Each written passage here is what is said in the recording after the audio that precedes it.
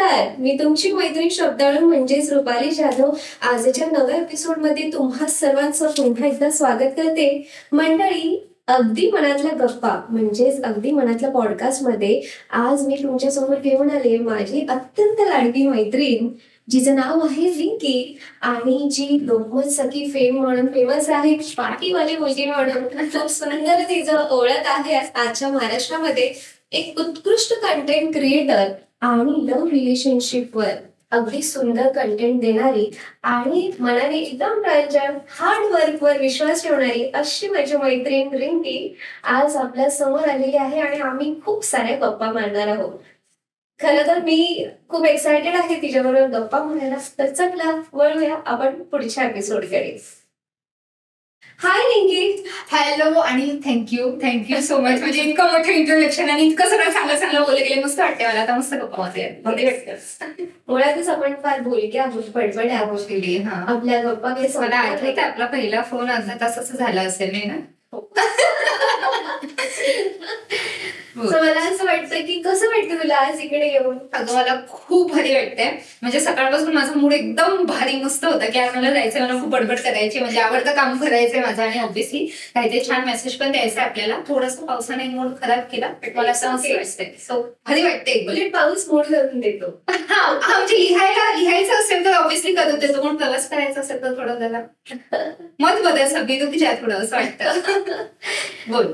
मग रिंकी, मला असं वाटतं मी थेट मुद्द्याकडेच येते. तू आज उत्कृष्ट कॉन्टेंट क्रिएटर मध्ये तुझं नाव घेतलं जातं पहिल्या 5 मध्ये. मला सांग की कॉन्टेंट क्रिएटर कडे कशी काय वळालीस या प्रोफाईल कडे? काय वाटलं तुला की मला हे केलं पाहिजे? बापरे, म्हणजे याचं उत्तर खूप मोठं आहे. म्हणजे तू रेडी असशील तर मी सांगते की कसं जमून आलं ते. सो ऍक्च्युली मला लहानपणापासून माझं असं होतं की मला रिपोर्टिंग करायचे, पत्रकार व्हायचे. सो माझं जसं कॉलेज झालं BMM जय हिंद कॉलेजमधून मी BMM केलं. त्यानंतर मी ABP न्यूज हिंदीला ऍज अ इंटर्न म्हणून जॉईन झाले. मग तिथे मी सेलिब्रिटी इंटरव्ह्यू सेटवरती जायचं. हिंदी सिरियल मधले जे सेलिब्रिटीज आहेत त्यांचे म्हणजे 3 महिने रोज मी इंटरव्ह्यूज केले आणि मला खूप आवडायचं ते काम करायला. त्यानंतर मी जय महाराष्ट्र चॅनलला ऍज अ इंटर्न जॉईन झाले. दोन्हीकडे मी इंटर्नशिप केली. जय महाराष्ट्रमध्ये पण मी पर्टिक्युलरली एंटरटेनमेंट हे सेक्शन हँडल केलं. मग तिथे मराठी सेलिब्रिटी हँडल केले. मला एंटरटेनमेंट खूप आवडायचं काम करायला की तेव्हा रोज सेलिब्रिटीजला भेटायचं. आणि सुरुवातीचे दिवस होते तर आपल्याला वाटतं ना आज मी या सेलिब्रिटीला भेटले त्या सेलिब्रिटी. नंतर ते ऑब्व्हियसली थोडं कमी होत जातं कारण कामावर फोकस जास्त होतो. बरोबर. मग हे 2 माझी इंटर्नशिप झाल्यानंतर माझी पहिली जॉब पुढारी न्यूज चॅनलला होती, ज्याचे डिजिटल आहे आणि तुला माहिती आहे पाहिलं पण अशी पुढारी ऑनलाईन म्हणून. आणि त्यावेळेस मी जॉईन झाले आणि मी मुंबईचा पूर्ण सेक्शन सांभाळत होते. मग त्यामध्ये क्राईम घे, राजकारण घे, एंटरटेनमेंट घे, ह्युमन इंटरेस्ट स्टोरीज घे, मी सगळं ओव्हरऑल मुंबई त्यावेळेस हँडल करत होते. आणि मला वाटतं माझं 22 का काहीतरी आसपास वय होतं. आणि तेव्हा मला म्हणजे असं व्हायचं की मी जेव्हा मला आठवतं लता मंगेशकर यांची जेव्हा डेथ झाली होती त्यावेळेस आम्ही ते कव्हर करत होतो आणि सगळे मोठे रिपोर्टर्स तिथे होते, एक्सपिरियन्स आणि प्रचंड गर्दी होती. म्हणजे एकीकडे ते दुःख होतं की यार लता मंगेशकर नाहीये, पण आपल्याला ते असतं ना की आपल्या चॅनलसाठी आपल्याला ते कव्हर पण करायचं. त्यावेळेस म्हणजे ते इमोशनली खूप मला टफ होतं. पण त्याच्यात असं झालेलं की मी लहान, ठीक आहे, मी एवढी आणि हे सगळे एक्सपिरियन्स आणि त्या गर्दीत मी घुसते आणि असे पुढे झाले आणि मी ते कव्हर केलं. मी कव्हर केलं. पण त्यानंतर मला ते असं झालं की यार म्हणजे ही लाईफ म्हणजे हे जे काही मी करते दिस इज नॉट इझी. म्हणजे लोकांना बाहेरून बघताना असं वाटतं की माझ्या मित्रमैत्रिणींना वाटतं किंवा माझ्या जे नातेवाईक आहेत त्यांना वाटतं अरे ही रिपोर्टर आहे किंवा ही अशी दिसते इथे, म्हणजे असं इझी आहे खूप हिच्यासाठी लाईफ किंवा हे खूप कमवत असेल, खूप भारी असेल, असं नसतं. ऍक्च्युअली खूप स्ट्रगल असतं. मग ते जेव्हा मी बघितलं ना तेव्हा बॅकफुटवर नाही गेले. माझं असं झालं की मला हे कंटिन्यू करायचं, म्हणजे मला हेच करायचंय. मग मला लोकशाहीमधून ऍक्च्युली कॉल आला, ती लोकशाही न्यूज चॅनल मधून, की आमच्याकडे एंटरटेनमेंटमध्ये ओव्हरऑल एंटरटेनमेंट लीड करण्यासाठी वेकेन्सी आहे, तू करशील का? मग ऑब्व्हियसली टीव्ही आहे, टीव्ही मध्ये दिसायचंय. आणि आधी जेव्हा मी ABP न्यूज हिंदीमध्ये होते तेव्हा इंटर्न असल्यामुळे आमचा फेस नाही दाखवायचे ते. तर मग इथे डिरेक्टली हो इंटर्न आहे तर तुमचा फेस ते चॅनलवरती रिव्हील नाही करू शकत कारण तुम्ही इंटर्न आहात. तर जेव्हा मला लोकशाहीमधून कॉल आला, ऑब्व्हियसली टीव्ही होतं तर मी तिथे जॉईन झाले. ओव्हरऑल एंटरटेनमेंटची रिस्पॉन्सिबिलिटी घेतली, टीव्हीवर दिसायला लागले, तर प्रचंड आवडायला लागलं. आणि त्याच दरम्यान मला लोकमत सखी मध्ये वेकेन्सी आहे हे कळलं. ठीक आहे. सो आता ते माझ्यासाठी टफ डिसिजन होता कारण लोकमत सखीमध्ये त्यांना रिपोर्टर किंवा अँकर किंवा असं नव्हतं, त्यांना कॉन्टेंट क्रिएटर अशी मुलगी हवी होती, जी जिला फॅशन करता येईल, जिला एंटरटेनमेंटचे इंटरव्ह्यूज पण करता येतील, जिला हेल्थ करता येईल, हेल्थवर महिलांचे जे आरोग्याशी रिलेटेड इश्यूज आहेत त्यावर बोलता येईल, जिला लव्ह अँड रिलेशनशिप करता येईल, हे सगळंच हवं होतं. वेगळं. हो, वेगळं, पूर्णच वेगळं. म्हणजे युटर्न म्हणतो ना आपण, तसं झालेलं माझं. मग खूप टफ डिसिजन होता की यार करू की नको करू, अच्छा काय करू. पण मग तेव्हा माझं असं झालं की यार लोकमत म्हणजे एक ब्रँड आहे, लोकमतची एक लेगसी आहे, म्हणजे तिथे शिकण्यासारखं प्रचंड आहे. म्हणजे मी मे बी कुठेच एवढं नाही शिकू शकणार जेवढं मी लोकमत सोबत शिकू शकेन, कारण तेवढा एक्सपिरियन्स तिथे स्टाफ तिथला तेवढा एक्सपिरियन्स आहेत, माझे जे कलिग आहेत, माझे जे बॉस आहेत ते एवढे एक्सपिरियन्स आहेत. आणि लेगसी आहे म्हटल्यावर आपला महाराष्ट्राचा न्यूजपेपर घरात वाचला जातो, मला शिकता येईल. मग त्या हिशोबाने मी इथे आले, मी कॉन्टेंट बनवायला सुरुवात केली. आणि तेव्हा सुरुवातीचे 2-3 महिने माझं असं झालं की यार का आले, मी का कॉन्टेंट क्रिएट करते, का बघतच नाहीयेत ना ग लोकांच. आता बघ, मी न्यूज करायच्या आधी तर ते होतं की न्यूज हे लोक बघणारच, व्हिडिओ जातोच लाखांमध्ये, मेहनत नाही करायची. मला सांगायचं मी आज या हॉस्पिटलच्या बाहेर आहे, हॉस्पिटलमध्ये आले, चालणार व्हिडिओ, काहीच करायचं नाहीये. मला जे घडलंय ते सांगायचं. एंटरटेनमेंटमध्ये मला सेलिब्रिटी आहे, तुमचा हा सिनेमा येतोय, तुम्हाला कसं वाटतंय, तुमचा सिनेमाच्या मागचा एक्सपिरियन्स काय, तुम्हाला कसं वाटतंय, चला आपण म्हणजे एखादं काहीतरी आले डान्स करूया किंवा काहीतरी प्रमोट करायचंय मूवी, ऐकतोय ना ग माझ्याकडे, खूप गोष्टी ऐकतायत माझ्याकडे. पण जेव्हा मी कॉन्टेंट क्रिएशन मध्ये आले, जेव्हा मी लोकमत सखीमध्ये आले, माझ्याकडे ऐकतं काहीच नाहीये. म्हणजे जर मला सांगायचंय की तुम्हाला ताप येतो, मला लहानपणापासून मला ताप येतो, पण काय येतो, कशामुळे येतो, त्याच्यासाठी तुम्ही काय केली पाहिजे, त्याच्या घरगुती उपाय काय आहेत, लव्ह अँड रिलेशनशिप आहे, लोकांना काय फील होतंय, त्यांच्या मनात मला घुसायचंय, बाहेर सायकोलॉजीचा विचार करून तुम्हाला ऑब्व्हियसली बनवायचं, म्हणजे शून्यातून करायचंय ना. PR कडून बातमी येत नाहीये, आयतं काही येत नाही, रिफ्रेश करून लिहायचंय किंवा द्यायचंय, तुम्हालाच PR बनायचं, तुम्हालाच लिहायचं, तुम्हालाच द्यायचंय. ते खूप टफ होतं. 2-3 महिने खूप मला जेन्युइनली रिग्रेट मी म्हणाले तरी चालेल, मला वाटलं मी का. पण जेव्हा नंतर मी प्रचंड मेहनत केली, मी नाही म्हणणार, आणि मला सपोर्ट पण होता माझे जे सिनियर्स होते त्यांच्याकडून. आणि जेव्हा ते चालायला लागलं तेव्हा मला कळलं की यार हेच आहे, म्हणजे ते सॅटिस्फॅक्शन आहे की यार आपण करतोय, स्वतः करतोय आणि ते चालतंय. सो मग मला वाटतं माझा बेस्ट डिसिजन होता, आणि आता मी कधीच नाही रिग्रेट करणार तो डिसिजन. ग्रेट. मग लहानपणी असं कधी वाटले तू असं, म्हणजे प्रत्येकाचा एक ड्रीम जॉब असतो ना की मला इंजिनियर बनायचंय, मला डॉक्टर बनायचंय, मला काही काम. मी लहान होती तर मला वाटायचं मला सिंगर भेटायचंय. पण म्हणजे तुला असं कधी वाटलेलं का की मी अशी कॉन्टेंट क्रिएटर होईन वगैरे असं? नाही, मी खरं सांगू बिलकुल नाही, कधीच नाही वाटत मी कॉन्टेंट क्रिएट वगैरे करेन. थोडंच मला असं मध्ये असं वाटायचं 6वी-7वीला असताना की मला लॉयर व्हायचं. म्हणजे माझं कसं होतं की मला बोलायची खूप सवय होती, तर मला अशा क्षेत्रामध्ये काम करायचं होतं जिथे मला बोलता येईल, किंवा एक पर्टिक्युलर ऑडियन्स बसलाय त्यांच्यासमोर मी काहीतरी बोलते, असं काहीतरी मला करायचं होतं. तर मला ते लॉ करेल, मी लॉची पुस्तकं, माझं असं झालं नाही करेंगे, आपले बस की बात नाहीये. मग त्यानंतर मी रिपोर्टिंगचा विचार केला, अँकरिंगचा विचार केला, आणि मी त्यामध्येच होतं. तर मला नव्हतं वाटतं कॉन्टेंट क्रिएशनकडे येईल, बट जे होतं ते चांगल्यासाठी होतं, असं ते झालं. तू आता जसं म्हणालीस की तुला बोलायला फार आवडतं वेगवेगळ्या विषयांवर, पण मला असं वाटतं की एक म्हणजे मी बऱ्याचशा लोकांकडून ऐकायला मला मिळतं कॉन्टेंट क्रिएटर्स कडून की आम्हाला बोलायला आवडतं, पण त्याच्यामध्ये तुम्ही काय बोलताय, कशा प्रकारे मांडताय, आणि ते बोलण्यासाठी ती माहिती तुमच्या समोर मांडण्यासाठी त्याच्या मागे तुम्ही किती कष्ट करताय हे फार महत्वाचं आहे. नेक्स्ट मुद्दा असा आहे की आता सध्याचं इंटरनेटचं युग आहे, फास्ट टेक्नॉलॉजी वाढलेली आहे, आणि लोकांना प्लॅटफॉर्म मिळाले स्वतःची कला सगळ्यांसमोर मांडायला, त्यामुळे कॉन्टेंट क्रिएटर्स वाढले. एक कॉन्टेंट क्रिएटर म्हणून तुला काय वाटतं की कोणत्या जबाबदाऱ्या असाव्यात प्रत्येक कॉन्टेंट क्रिएटरला? तू आता म्हणालीस की जबाबदाऱ्या, मला वाटतं जबाबदाऱ्या नसतात, एकच जबाबदारी असते, आणि ती प्रचंड महत्वाची असते. म्हणजे ती जर तुम्हाला समजली आणि ती जर तुम्ही व्यवस्थित केली ना, मग तुम्हाला घाबरायचं कारणच नाहीये. मला वाटतं जेव्हा आपण कॉन्टेंट क्रिएटर म्हणतो ना, तेव्हा त्याच्यासोबत एक अजून वर्ड ना सोबतच येतो, जोडला जातो, तो म्हणजे इन्फ्लुएन्सर. इन्फ्लुएन्सर म्हणजे काय, तर एक प्रभाव टाकणारी व्यक्ती, म्हणजे फॉर एक्झाम्पल माझा जो सर्टन ग्रुप आहे किंवा माझे जे फॉलोअर्स आहेत त्यांच्यासाठी मी एक इन्फ्लुएन्सर आहे. मी काय बोलतेय तसं त्यांच्यावर प्रभाव पडणार आहे. फॉर एक्झाम्पल मी सांगते की मला ना हातावरती टॅन झालं तर मी हीच साबण वापरते, तर माझे जे फॉलोअर्स मला बघणार आहेत ना ते घरी जाऊन त्यांना 4-5 फॉलोअर्स तरी तीच साबण वापरणार आहेत. का? कारण की ही सांगते, म्हणजे माझ्या बोलण्याचा प्रभाव पडतो. जर तुम्हाला हे कळतंय ना की तुम्ही इन्फ्लुएन्सर आहात, तुमच्या बोलण्याचा प्रभाव पडतो, मग तुम्ही काय बोलताय, कसं बोलताय आणि कसं सांगताय ते महत्वाचं असतं. मला वाटतं कोणत्याही कॉन्टेंट क्रिएटरची सगळ्यात पहिली आणि शेवटची जबाबदारी म्हणजे तुम्ही जे सांगताय ते योग्य सांगा, कारण तुमच्या बोलण्याने तेवढा फरक पडणार, खूप फरक पडणार आहे. कारण की इन्फ्लुएन्सर असतात हे आणि त्याच्यामुळे सोसायटी त्या कलेने वळत असते. बरोबर. आणि त्यामुळे जे विचार तुम्ही मांडताय, ज्या पद्धतीने तुम्ही मांडताय ते फार महत्वाचं आहे. ऍक्च्युली म्हणजे बघ ना, मी लव्ह अँड रिलेशनशिपचे व्हिडिओज करते. जर मी असं सांगायला गेले की तुमच्या पार्टनरने छोटे मोठे काय केले की त्याला सोडून द्या, मला मारणार नाहीत का गं लोक. सो तेवढा फरक पडतो की तुम्ही काय सांगताय ते खूप महत्वाचं आहे. अगदी.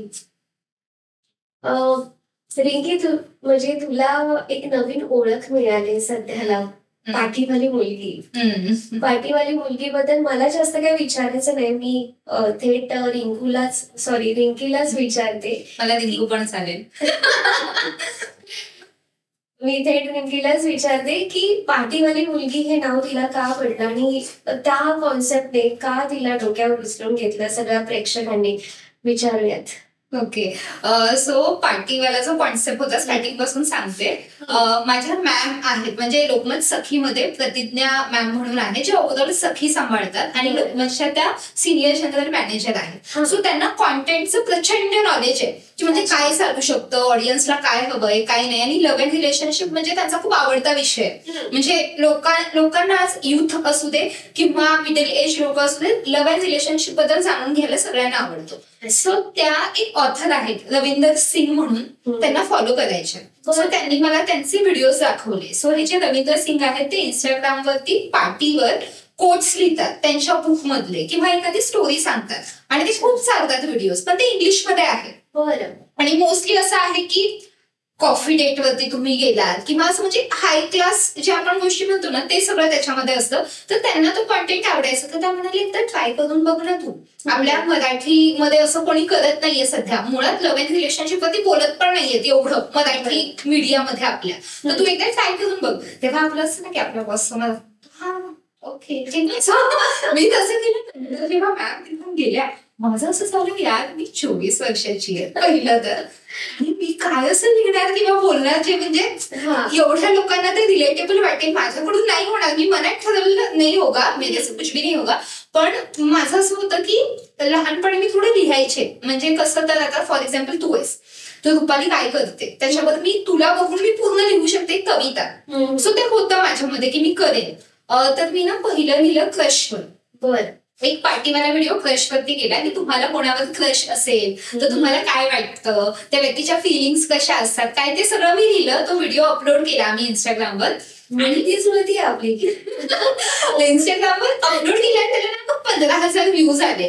सो माझं मला असं वाटलं होतं की कोण नाही बघणार, पण 15,000 त्यावेळेस म्हटले की ओके, म्हणजे 15,000 लोकांनी त्याने एक्सेप्ट केलंय मी जो कॉन्टेंट देते.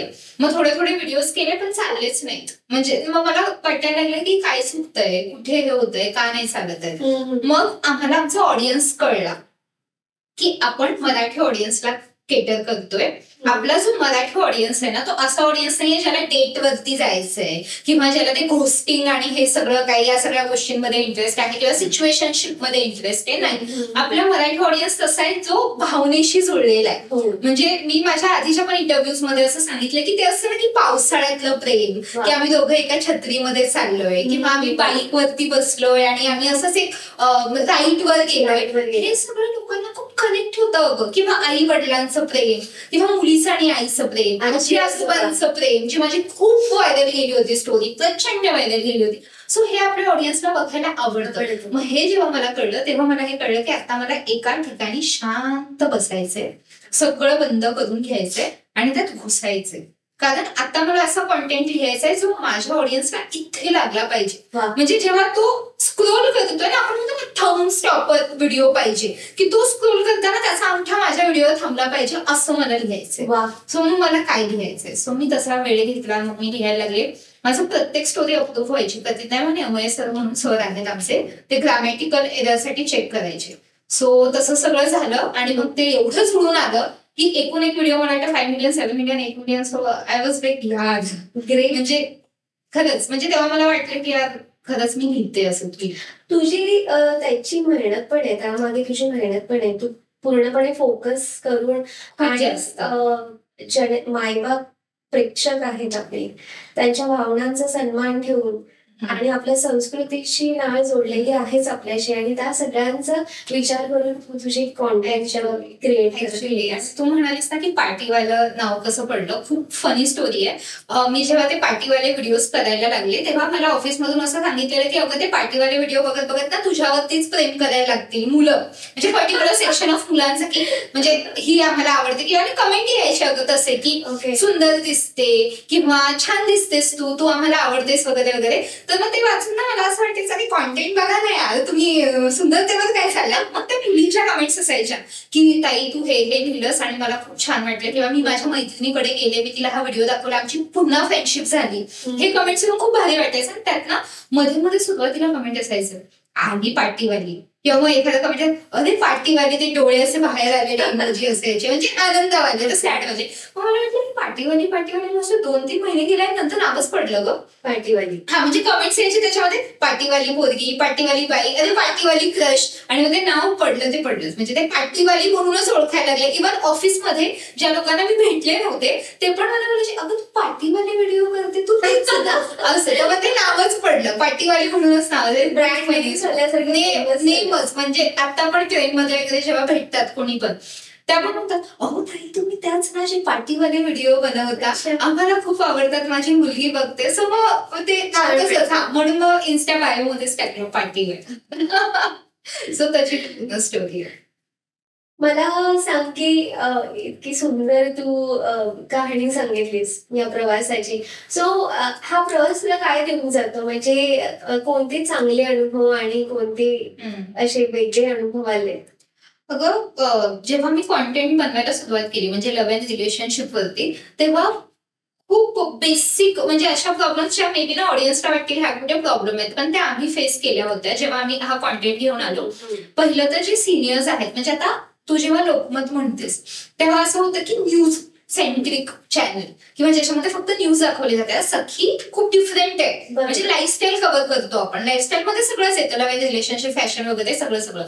तर जेव्हा आम्ही लव्ह अँड रिलेशनशिप स्टार्ट केलं तेव्हा काही लोकांचं असं होतं की प्रेम दाखवणार का, किंवा आता प्रेम प्रमोट करायचं का, किंवा आपण असं शिकवणार का की तुम्ही कसं प्रपोज करायचं समोरच्याला हे शिकवणार का. तर हे पहिलं ऐकायला आलं. तेव्हा मी म्हटलं ठीक आहे कोई नाही, मी माझ्या ऑडियन्सला काय देते जे माझ्या ऑडियन्सला हवंय.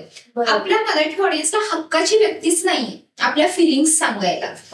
खूप तू बघ ना की तू माझी रील बघून जर माझ्या रीलवर ते कमेंट करतायत आणि म्हणतायत की हा ग मला पण असं सेम फील होतं, म्हणजे त्यांच्याकडे सांगायला कोणी नाहीये, किंवा जे त्यांना फील होतं ते इतरांनाही फील होतं हे त्यांना माहिती नाही कारण बोलायला कोणीच नाहीये. सो तेव्हा मला वाटलं की मी असा कॉन्टेंट जर देतेय ज्याच्या जे माझ्या ऑडियन्सला हवंय किंवा ज्यातून त्यांचे प्रश्न सुटतायत तर ठीक आहे मी ऐकून घेईन ते.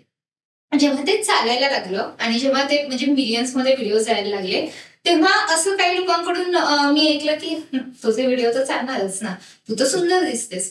ते असतं ना की मुलीचा व्हिडिओ म्हटलं की चालतच. मग मी तेही ऐकलं, मला तेव्हा पण अंडर एस्टिमेट करायचं, म्हणजे काहीतरी बोलायला पाहिजे ना, कुछ तो मिलना चाहिए, बोलना ही है इसको अभी तो कुछ भी निकालेंगे. मग तेव्हा असं लागली सुंदर दिसते म्हणून व्हिडिओ चालतात. मग तेव्हा मला कमेंट्स यायचे की आमची मैत्री जुळली तुझ्यामुळे, माझ्या प्रिय कलाला मी हा व्हिडिओ पाठवला, माझ्या एक्सला मी हा व्हिडिओ पाठवला, माझ्या आईला मी हा व्हिडिओ पाठवला. तेव्हा मला माहित होतं की माझ्या ऑडियन्स माझा कॉन्टेंट बघून माझ्यावर प्रेम करतात, आणि जर मुलांना मी सुंदर वाटते तर वाटते यार, म्हणजे काय ते तुम्हाला वाटेल. बघ आता एखादी व्यक्ती श्रीमंत असेल म्हणून जर ती महागड्या घरात राहत असेल आपण त्यांनाही जज करतो, आता तो त्याचा फॉल्ट नाहीये. ती सुंदर आहे म्हणून जर कोणता मुलगा माझा व्हिडिओ बघतोय तर मी त्याला काही म्हणू शकत नाही, कारण मी काय करू, म्हणजे त्याच्यामध्ये काहीच नाही बोलायला, तर काय बोलणार. आणि मला असं वाटतं की सौंदर्य आहे, सौंदर्य बघणार असता ते पण माझंच आहे ना, मला असं म्हणायचं की मी नाहीये तर काय. खरंय. आणखी मला असं चॅलेंज याच्यामध्ये असं दिसतं की बघ ना, जसं तू मगाशी म्हणाले की 24 वर्षाची आणि लव्ह अँड रिलेशन आणि ह्या सगळ्या वेगवेगळ्या टप्प्यांबद्दल तुला कॉन्टेंट क्रिएट करून लोकांसमोर मांडायचं असतं. आणि बरं, याच्यामध्ये तुला फक्त एक पर्टिक्युलर एज ग्रुप नाही फॉलो करायचं, म्हणजे तू आजी आजोबांच्या व्यथा, आई वडिलांच्या, तुझ्या याच्या व्यथा आणि लहान मुलांच्या म्हणजे असे वेगवेगळे एज ग्रुप असतात, त्यांचे विचार करून त्यांचे मुद्दे मांडत असतेस तू. हे पण मला वाटतं की कठीण आहे, खूप टफ आहे. कारण तुम्हाला बसून आधी विचार करावा लागतो आणि प्रत्येकाची लँग्वेज पण वेगळी आहे ग, प्रत्येकाची भाषा वेगळी आहे. मे बी मी जे आता बोलतेय ते माझ्या एजच्या लोकांना खूप पटकन समजेल, लहान मुलांना कदाचित नाही समजणार किंवा मिड एज वाल्यांना नाही कळणार की ही काय बोलतेय. सो मला प्रत्येक स्टोरी लिहिण्याआधी बसावं लागतं, 1-2 तास स्वतःसोबत घालवावे लागतात की त्या व्यक्तीला समजते का. मग मी तर बऱ्याचदा असं पण केलंय की मी मिड एजचं जर काही लिहित असेल, मी माझ्या आईला वाचून दाखवायचे, तुला कळलं का. मग मी तिला 10 वेळा ऐकवायचे, नाही ही लाईन कळली का, काय कळलं सांग मला, सांग तू मला तुला काय काय कळलंय. मग जेव्हा मला विश्वास बसेल की तिच्या डोक्यात ते घुसतंय जे मला मांडायचंय, मग मी म्हणणार की हा सक्सेसफुल होऊ शकते स्टोरी, मग आपण ती करायची. सर्चांचा कसा रिस्पॉन्स होता तू हे सगळं करायचं. अगं खूप ऍक्च्युली कसं होतं, आपल्या म्हणजे आपल्या मराठी कुटुंब, माझ्या फॅमिलीमधून कोणीच न्यूज मध्ये किंवा कुठेच बिलॉंग नाही करत. आणि मी जे आधी काम केलं होतं ते असं होतं की प्रॉपर पत्रकार किंवा प्रॉपर एंटरटेनमेंट जर्नलिस्ट असं काम केलं होतं. तिथून मी लाईफस्टाईल करत होते, म्हणजे प्रेमाबद्दल बोलत होते किंवा हेल्थ बद्दल, बायकांचे जे हेल्थचे इश्यूज आहेत त्याबद्दल बोलत होते. तर माझ्या घरच्यांचं म्हणजे मम्मीचं काहीच नव्हतं आणि कधीच नसतं. माझ्या आईचं असं असतं की तू उद्या जॉब सोडतेस आणि तुला थोडा दिवस घरी बसावं वाटते, तू बसतेस तरीही मला प्रॉब्लेम नाहीये कारण तू खुश राहा. पण नातेवाईकांचे येतं ना कुठून तरी, ती तर अशी व्हिडिओ बनवायची, मग ती आता असे बनवते, मग का, कशामुळे, तू पत्रकारच पाहिजे ना ती, म्हणजे अँकरच दिसली पाहिजे ना ती, अशी काही ना काहीतरी कमेंट्स यायचे. मग तेव्हा मला म्हणजे ते थोडंसं हे करताना वाटायचं की यार मी जे करतेय ते लोकांना आवडतंय ना, आणि मी त्यातून मला काही ना काहीतरी मिळतंय, म्हणजे मला एवढा ऑडियन्स मिळतोय, मला कळतंय मला काय काय करता येतं. सो माझ्यासाठी ते खूप बेस्ट आहे. सो ते खूप चॅलेंजिंग होतं माझ्यासाठी, टू बी रिअली ऑनेस्ट. जेव्हा तो फेस होता ना की लोकांना सांगावं लागायचं की हा मी पत्रकार नसले करत, फील्डवर नसले तरी मी जे करतेय ते सांगण्यासाठीच आहे. ऑब्व्हियसली. मला तुला हे विचारायचंय की आता कॉन्टेंट क्रिएटर्स आहेत, कवी आहेत, लेखक आहेत. पूर्वी लेखक आणि कवी होते, त्यांना हवे तसा प्लॅटफॉर्म मिळत नव्हता, फार क्वचितच प्लॅटफॉर्म मिळायचे त्यांना स्वतःचे कला म्हणून सादर करण्यासाठी. पण आता इंटरनेटच्या युगामध्ये प्लॅटफॉर्म इझिली अवेलेबल आहेत. तर तुला काय वाटतं की जी काही म्हणजे लेखकाचा, कवीचा आणि आताच्या कॉन्टेंट क्रिएटर्सचा यांच्या कलेमध्ये काय डिफरन्स तुला जाणवतोय का, किंवा तो दर्जा कुठेतरी ढासळतोय असं तुला वाटतंय का? खूप सुंदर प्रश्न आहे खरं तर, मला खूप आवडला. ऍक्च्युली मला असं नाही वाटत की आधी प्लॅटफॉर्म अवेलेबलच नव्हता, मे बी होतं पण आपल्याला माहिती नव्हतं. म्हणजे फॉर एक्झाम्पल आता मला कविता लिहायला आवडतात, मी घरी बसले मी कविता लिहिते, पण मला म्हणजे त्या काळातलं मी सांगते की मला हे माहितीच नाहीये की लोकांपर्यंत पण हे पोहोचवता येतं. म्हणजे कुठे शोज होत जरी असतील, पोएट्री शोज होत असतील किंवा स्टोरी टेलिंग शोज होत असतील, तर मी बारामतीच्या एका घरात बसून किंवा नालासोपाऱ्याच्या एका घरात बसून मला नाही माहितीये ना की असं होतंय. सो सोशल मीडिया जेव्हा येत आहे फ्रेम मध्ये तेव्हा सगळंच आहे ना ग, म्हणजे सगळं इझिली प्लेटमध्ये तुमच्या ताट्यात दिलंय, तुम्हाला फक्त ते कसं खायचंय ते तुमच्यावर आहे. मला असं वाटतं बऱ्याच लोकांचं असं ओपिनियन आहे की सोशल मीडियामुळे बरंच काही काही बिघडतंय किंवा हे आहे, पण मी नाही अग्री करत, स्लाइटली डिसअग्री करते. का सांगते, की सोशल मीडिया आलंय त्याचा वापर तुम्ही कसं करताय ना, तू आणि मी आहे फॉर एक्झाम्पल, तर माझ्यावर आहे की मला सोशल मीडियाचा वापर कसा करायचा आहे, तुझ्यावर आहे की तुला सोशल मीडियाचा वापर कसा करायचा आहे. सो आता अशी तू बघ की जे मराठी कॉन्टेंट क्रिएटर आहेत, फॉर एक्झाम्पल ऑरेंज ज्यूस गँग घेऊया आपण, नील वगैरे जे कॉन्टेंट बनवतात, कॉमेडी कॉन्टेंट म्हणते मी, किती वेळ तुला माहिती लोकांना वाटतं काय करतात, येतात आणि जोक मारतात, काय आहे त्याच्यामध्ये, आणि आम्ही 6-6 तास 8-8 तास त्या कंपनीमध्ये बसलेलो असो. तुम्हाला सोपं वाटतं का तो जोक मारणं? तुम्हाला वाटतं तो बसला असा आणि त्याने जोक मारला? नाही, त्याच्या मागे प्रचंड मेहनत आहे. ते 1.5 मिनिटाची रील शूट करण्यामागे प्रचंड मेहनत आहे. तो पंच तो जो मारतोय का म्हणून, म्हणजे नीलने कोणता जोक मारला, मी पण हसते तू पण हसते, दोघांना रिलेटेबल वाटणारा जोक तो माणूस मारतो. अरे काहीतरी ते मेहनत घेत असतात. तिथेच आता तुम्हाला जोक कोणत्या तरी अश्लील गोष्टीमधून पण मिळू शकतो. 2 जण सोशल मीडिया वापरतायत, नीलने असा व्हिडिओ टाकलाय माझ्यासाठी फायद्याचा आहे, कोणीतरी एखादा अश्लील व्हिडिओ बनवून अश्लील जोक मारून सुद्धा पुढे जाऊ शकतो. मी नाही म्हणत आहे, पण मग इट्स डिपेंड की आपण जेव्हा म्हणतो ना दर्जा ढासळतोय का, एका पर्टिक्युलर सेक्शन ऑफ ग्रुप कडून तो ढासळतोय, प्रत्येकाकडून नाही. जेन्युइनली भारी कॉन्टेंट देत आहेत ग तुम्ही. तर म्हणे डॅनी पंडित पण घे फॉर दॅट मॅटर. काय त्या मुलाचं सगळ्यांना असं वाटतं तू काय करतो, ओढणी घेतो, येतो, नाचतो. अरे नाही, तू जे बोलतोय ते तुम्हाला रिलेटेबल वाटतोय, तू किती मेहनत घेतो त्याच्या मागे. म्हणजे तो जर दाखवतोय साऊथ बॉम्बे गर्लची जर्नी काय, म्हणजे ती काय करते तिच्या डे मध्ये, तर तू रिसर्च करतो साऊथ बॉम्बे गर्ल खरोखर काय करते, म्हणून मला रिलेटेबल वाटतं, मला माहिती असतं. सो तसं आहे ते. इट्स अप टू यू की तुम्ही कसं वापरताय सोशल मीडिया, कारण खूप इझिली अवेलेबल आहे. तुम्ही जर व्यवस्थित त्याचा वापर केला ना, सगळे पुढे जाऊ शकतात, सगळे पुढे येतील. सगळ्यांना काहीतरी तुम्हाला जे आवडतंय त्यातून तुम्ही कमावताय, म्हणजे काय पाहिजे ग अजून. म्हणजे असं नाहीये ना की तुम्हाला 9 ते 5 जॉब करायचा, आता खूप रेस्ट्रिक्ट राहिले. नाही, तुम्हाला काही आवडतंय तुम्ही सोशल मीडियावर टाकून तुम्ही चालू शकता ते, पण मग तुम्ही काय टाकताय ते मॅटर, खूप मॅटर. अगदी. आता कवितेचा विषय आलाय तर मला असं वाटतं की रिंकी तू पण लिहितेस आणि तुला वाचनाची आणि लिखाणाची आवड आहे. मला असं वाटतं की आमच्यासाठी तू एक कविता सादर करावीस. हो, मी ऍक्च्युली कविता लिहिली होती कधी, म्हणजे सखीमध्येच माझं एक हे होतं, लव्ह शॉर्ट्स म्हणून आमचं एक सेगमेंट होतं, ज्यामध्ये मी कविता लिहायचे आणि ते बोलून दाखवायचे, म्हणजे सादरीकरण प्रेझेंटेशन पण होतं तेव्हाच. तर तेव्हा मी या सिच्युएशन वरती लिहिलं होतं की जेव्हा आपण प्रेमात असतो आणि आपलं ब्रेकअप होतं ना, तेव्हा दिवसभर आपण कामात असतो, मग तेव्हा आपल्याला ते तेवढं जाणवत नाही, म्हणजे कारण आपण बिझी असतो. पण जेव्हा अंधार होतो ना, रात्र होते, तेव्हा आपल्याला ती गोष्ट किंवा ती व्यक्ती सतत आठवत असते. मग त्यावेळेस ती जी प्रेयसी आहे, तो जो प्रियकर्तीला सोडून गेलाय, त्याला तिला काहीतरी विचारायचंय किंवा काहीतरी सांगायचंय, तेव्हा ती नेमकं काय सांगेल ते मी लिहिलेले. सो ते मी ऐकवते. ग्रेट. चला तर मग वळूया रिंकीच्या कवितेकडे. ऐक, तू निघून गेलास, मी कसं जगू सांग ना. दिवस तर कामात निघून जातो, रात्रीच्या एकांताचं काय करू सांग ना. डोळे मिटण्याचा प्रयत्न करते तेव्हा आपल्या आठवणी डोळ्यासमोर येतात. डोळे मिटण्याचा प्रयत्न करते तेव्हा आपल्या आठवणी डोळ्यासमोर येतात. तू आता माझा नाहीस, तू आता माझा नाहीस, उगीच मला जाणीव करून देतात. झोप येत नाही म्हणून खिडकीत जाऊन उभी राहते, झोप येत नाही म्हणून खिडकीत जाऊन उभी राहते, तेव्हा दूर दूरपर्यंत फक्त काळोख दिसतो.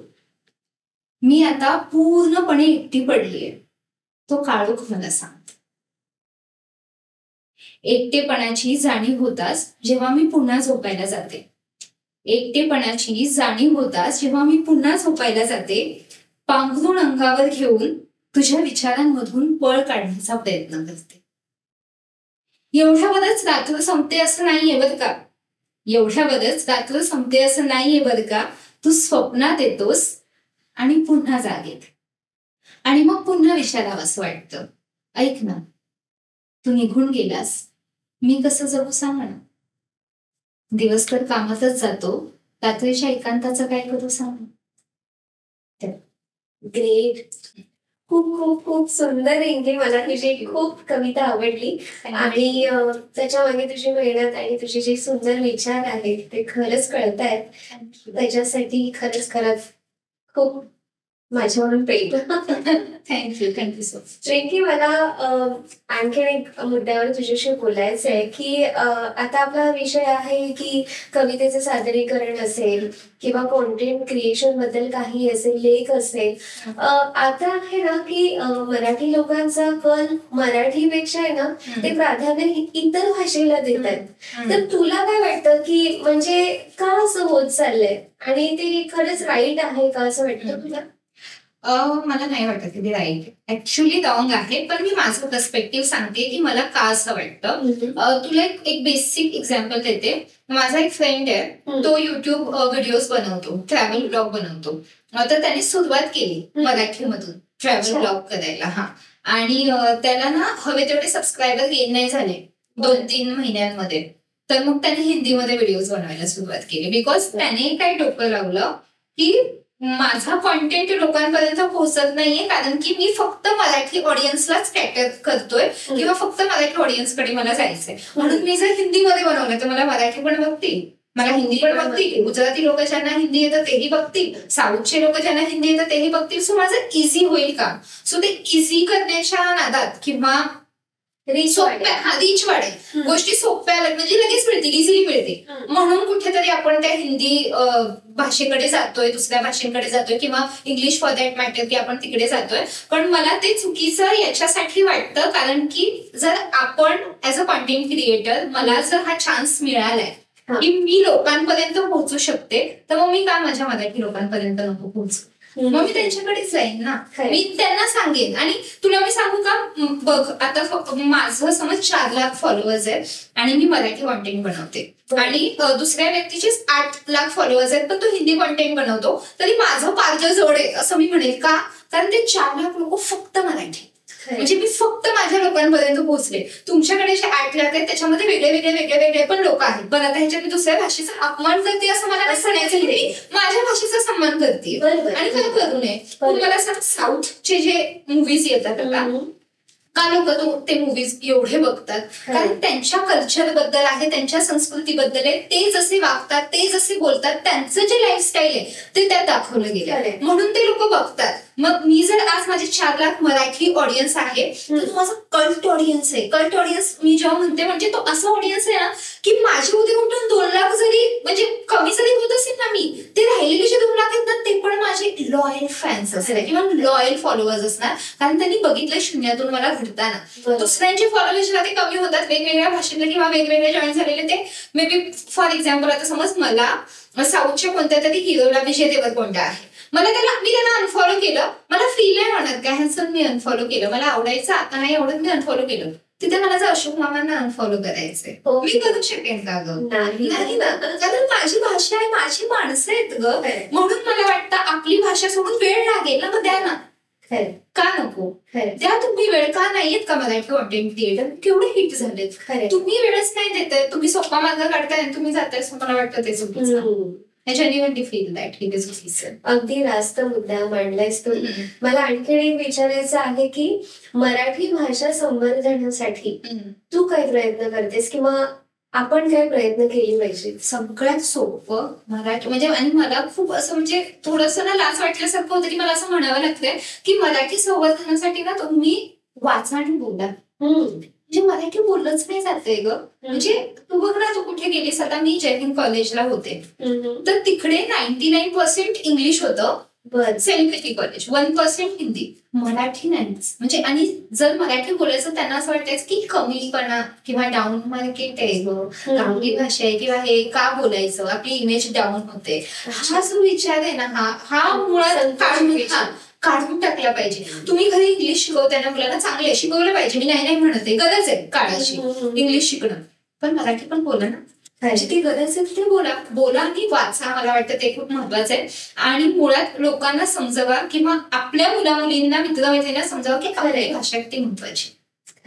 खरंच खूप सुंदर मुद्दा मांडलास तुम्ही. बरं, हे सगळे मुद्दे तू माझ्यासमोर जे मांडलेस याच्यातून मला प्रकर्षाने जाणवतं की त्यामागे तुझा अभ्यास काय आहे आणि तू किती सातत्याने तो प्रयत्न करतेस सुंदर कॉन्टेंट क्रिएट करून लोकांसमोर मांडण्यासाठी. मला असं वाटतं की हे सगळं करता करता तुला कोणते चॅलेंजेस आले? म्हणजे ऍज तू म्हणते कॉन्टेंट क्रिएट करता कॉन्टेंट क्रिएटर किंवा एक रिपोर्टर, तुझे प्रत्येक वेळेला तुझं ही जिद्द असायची मला बेस्ट द्यायचंय. ते बेस्ट देण्याच्या मागे तुला कुठले कुठले चॅलेंजेस आले? मला वाटतं माझं थ्रू आउटच खूप सगळं चॅलेंजिंग होतं ग. म्हणजे जसं मी तुला आधी सांगितलं, मी नालासोपाऱ्यामध्ये माझ्या घराच्या बाजूला शाळा आहे, नूतन विद्यालय, एक मराठी मीडियम शाळा आहे नदीनदास मध्ये. त्या शाळेतून शिकलीये 1ली ते 10वी. 11वी-12वी वर्तक कॉलेज मधून केली वसईला. त्यावेळेस पण एवढं काय नाही, कारण माझी मराठीच मी बोलत होते. जेव्हा मी जय हिंदला गेले, मुंबईमध्ये सेलिब्रिटी कॉलेज जिथून म्हणजे जॉन इब्राहिम, ऐश्वर्या वगैरे शिकलेले आहेत, तिथे गेल्यावरती माझं पूर्ण म्हणजे विश्वास पालटल्यासारखं झालं. कुठे आले आणि मी काय करणार, मी तुला शपथ सांगते, मी 1 वर्ष झालं ना, मी माझ्या मम्मीला म्हटलं मला इथे जायचं नाही. तेव्हा मला जज करायची ग, बहिणची आहे ही, काय नालासोपाऱ्यातून आलीये, हिला काहीच येत नाही, गावातून आलीये वगैरे वगैरे वगैरे खूप होतं. तिथे आईने सांगितलं, मला माहितीये तू जिद्दी आहेस आणि तू करून दाखवणार जे तुला करायचंय, तर तुला निघायचंय तू निघ, पण तुला नंतर खंत आहे की मी हे कम्प्लीट नाही केलं. मला एक चॅलेंज दिलं गेलं होतं, सो ते चॅलेंज मी पूर्ण केलं. 3 वर्ष खूप स्ट्रगलिंग. त्याच्यावर वेगळे म्हणजे 10 एपिसोड आपण काढू शकतो की माझ्यासोबत तिथे काय काय घडलं त्यावेळेस. तर ते एक होतं. म्हणजे न्यूज मीडिया, जेव्हा मी मीडियामध्ये एक ना खूप विचित्र अशी गोष्ट झाली होती माझ्यासोबत, आणि तेव्हा मी खूपच म्हणजे, कारण ना आपण सोशल मीडियावर व्हिडिओ बनवतो, आपल्या सोशल मीडियावर जातात, आपण एका वर्ल्डला आपण दिसत असतो, तेव्हा कुठूनही काही येऊ शकतं. कॉमेंट्स जे सेक्शन असतं ना, लोकांना वाटतं आपण उठून तिथे काही बोलू शकतो. तर बऱ्याचदा ते लोक असं काहीतरी बोलतात, ते एवढं इथे लागतं ना, कारण आपली फॅमिली आपल्याला बघत असते. तेव्हा एकदा ना एक किस्सा सांगू का तुला, काय घडला होता की मी एका प्रीमियरला गेले होते, एका मूवी प्रीमियरला, मराठी मूवीचा, आणि जॉनी लिव्हर आले होते तिथे. तर आता मी ज्युनियर होते, ठीक आहे. सो मला ही भीती, म्हणजे जॉनी लिव्हरचा इंटरव्ह्यू घ्यायचे, ही भीती की प्रीमियर आहे, एवढे लोक आहेत, आणि मी खूप ज्युनियर होते तेव्हा. आणि तेव्हा आता ऑब्व्हियसली जॉनी लिव्हर आले, तर मी हिंदीतून प्रश्न विचारणार ना ग. मला एवढं ती गडबड असते की माझ्यानंतर असं नाही का मीडियाला इंटरव्ह्यू घ्यायचे, मराठी ऍक्सेंट असतो ऑब्व्हियसली, आणि सगळं प्रेशर असतो की आपल्याला लवकर संपवायचं. तो मी त्यांना मराठी हिंदीमधून प्रश्न विचारले, हमको आपने मूवी देखा, हमको कैसा लगा. लहान होते मी खूप. त्यांनी मराठीतून उत्तर दिलं, ठीक आहे. आता इथे ट्विस्ट बघ, त्यांनी मराठीतून उत्तर दिलं आणि ते सगळं इंटरव्ह्यू गेलं, त्याला मिलियनमध्ये व्ह्यूज आले. पुन्हा दिलं मी असतानाची गोष्ट आहे. त्याचं कमेंट सेक्शन जाऊन चेक करशील ना, तर लोकांनी ज्या मला घालवा शिव्या घातल्या, हिला पत्रकार बनवलं कोणी, हिला घेतलंच का, हिला मराठी भाषेचा म्हणजे ही अपमान करते, ही पत्रकार असून मी मराठीतून पेशंट का नाही विचारला. हा लोकांचा प्रॉब्लेम आहे. तुला कळतंय का की का नाही विचारलं मराठीतून प्रश्न, हिला काढा, हिला जॉब मधून काढा, हिला. आणि तेव्हा माझ्यासाठी हे नवीन होतं की म्हणजे आता कसं आपल्याला म्हणजे सगळ्यांना स्क्रोल केलं जातं, आपल्याला फरक नाही पडत, आता काहीच वाटत नाही, युज टू आहोत आपण. पण तेव्हा नवीन होतं.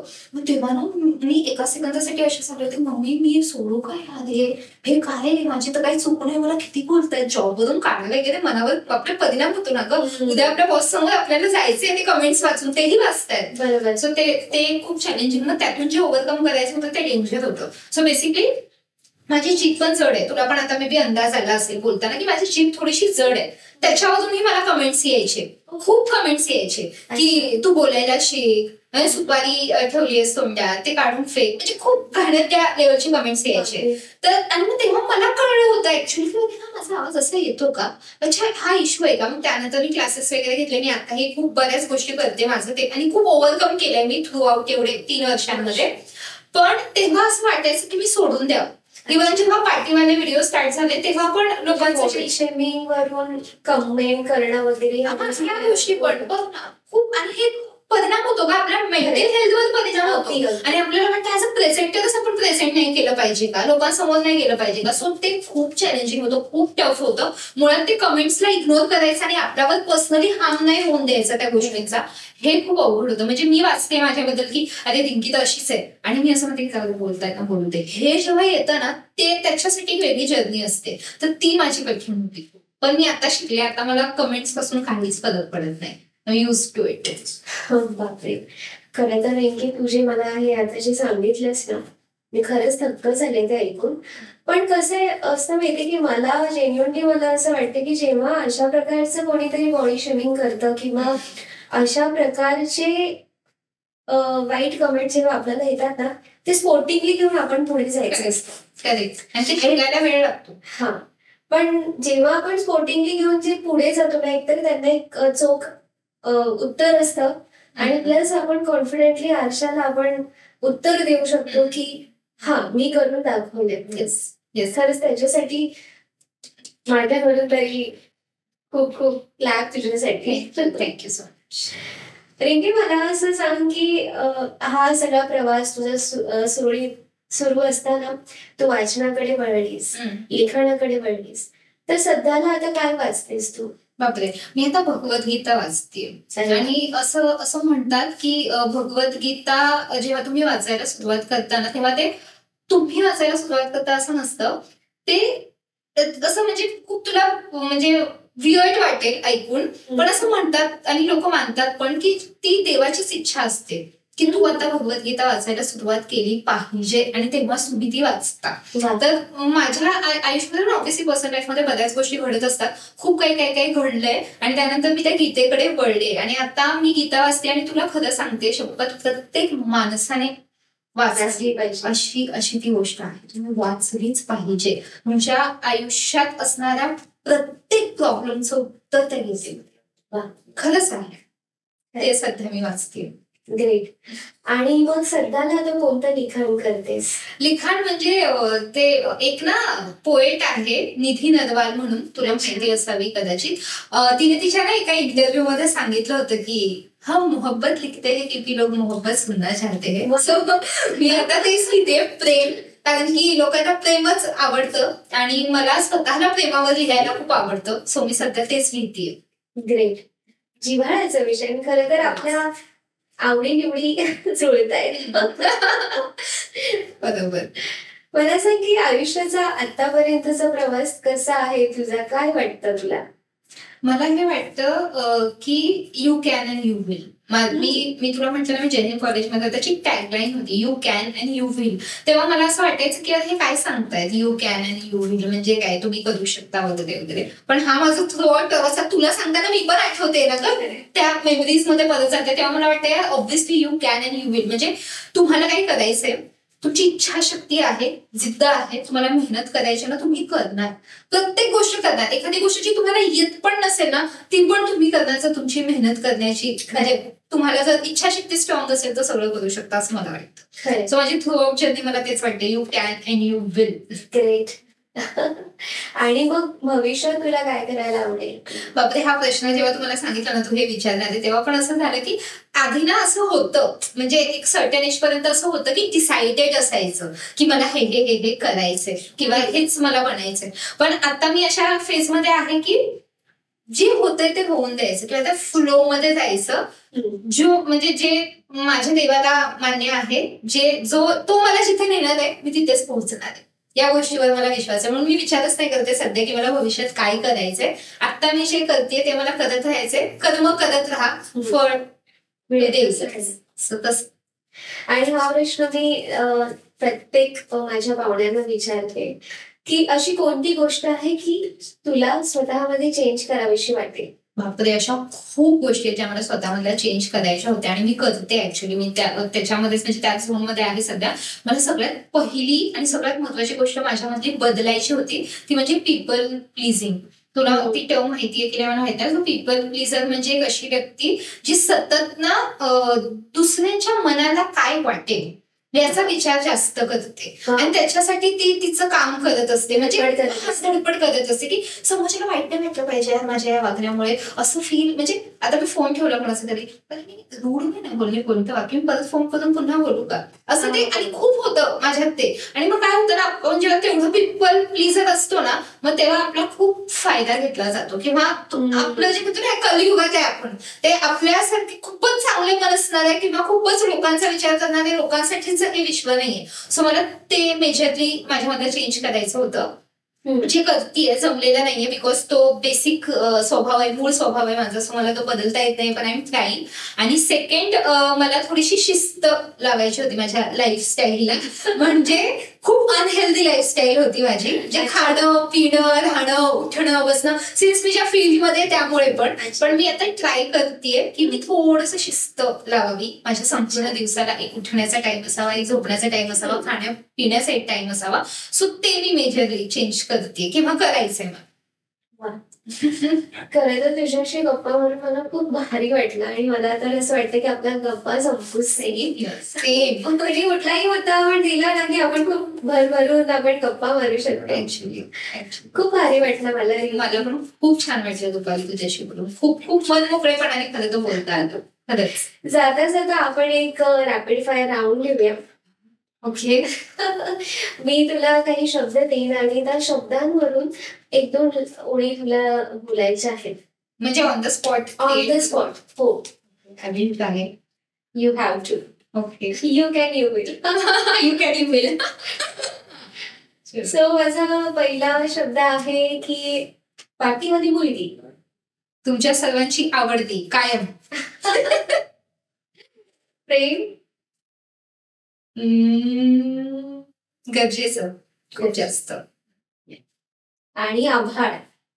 आभाळ. स्वप्न. आभाळ एवढी स्वप्न. ग्रेट. समाधान. आई हसत राहिली पाहिजे. वा. आणि मैत्री. सर्वस्व. वा. ग्रेट. मैत्री पाहिजे. स्वतःची असू दे, नाही तर मित्र मैत्री असू दे, पण मैत्री. खरंच मैत्री असेल तर मग सगळंच सुखकारक, सगळं सुंदर आहे. सपोर्ट आहे तुमच्याकडे. खरं. सो रिंकी, आज माझ्याकडे आलीस, माझ्या विनंतीला मान देऊन तू इथे आलीस आणि खूप सुंदर गप्पा मारल्या. मला खरंच रिंकीच्या मी आणखी प्रेमात पडली. इतक्या सुंदर गप्पांसाठी तुझं कौतुक व्यक्त करावं तितकं फार कमी आहे. अशीच तुझी स्वप्न पूर्ण करत राहा आणि खूप सुंदर कॉन्टेंट देत राहा. आय विश की तुला खूप खूप प्रगती हो तुझी. थँक्यू. सगळं मिळो तुला. नेहमीच आईच्या चेहऱ्यावर चिरतरून हास्य राहो. थँक्यू. त्यासाठीच आहे. आणि तुझ्या सुंदर स्वप्नांसाठी खूप खूप शुभेच्छा. Thank you so much. तुला पण ऑल द बेस्ट. खूप सुंदर काम करते आणि तू असे विषय घेते जे ऍक्च्युली पुढे यायला हवेत. मी तुला त्या दिवशी पण म्हटलं हे खूप गरजेचं आहे आणि खूप सुंदर पद्धतीने तू करते. सो तुला पण ऑल द बेस्ट. मनापासून खूप खूप आभार. थँक्यू. Thank you so much. तर मंडळी, हा होता रिंकी सोबतचा एक स्पेशल एपिसोड. आपण अगदी मनातल्या पॉडकास्टमध्ये आपण नवनवीन कविता मांडत असतो, कवींच्या कविता मांडत असतो, त्यांना इथे इन्व्हाइट करत असतो. आज मी रिंकीला मुद्दा म्हणून इथे बोलावलं होतं कारण की तुम्ही पाहिलं असेल या पूर्ण एपिसोडमध्ये एक कॉन्टेंट क्रिएटर म्हणून एक कॉन्टेंट क्रिएटर म्हणून त्यांची किती धावपळ असते आणि त्याच्या मागे किती त्यांचे परिश्रम असतात. एक लेखक, एक कवी आणि कॉन्टेंट क्रिएटर सध्याचे इन्फ्लुएन्सर आहेत आणि त्यांचा जीवन प्रवास कसा आहे, त्यांना कुठल्या कुठल्या गोष्टींमधून जावं लागतं, काय त्यांचे चॅलेंजेस आहेत आणि व्यक्ती म्हणून रिंकी कशी आहे हे तुमच्या समोर मांडण्याचा माझा एक सुंदर प्रयत्न होता. आशा करते तुम्हाला हा प्रयत्न आवडला असेल. तर भेटूया पुढच्या एपिसोडमध्ये. तत्पूर्वी तुमची रजा घेते. भेटूया पुढच्या एपिसोडमध्ये. धन्यवाद. थँक्यू.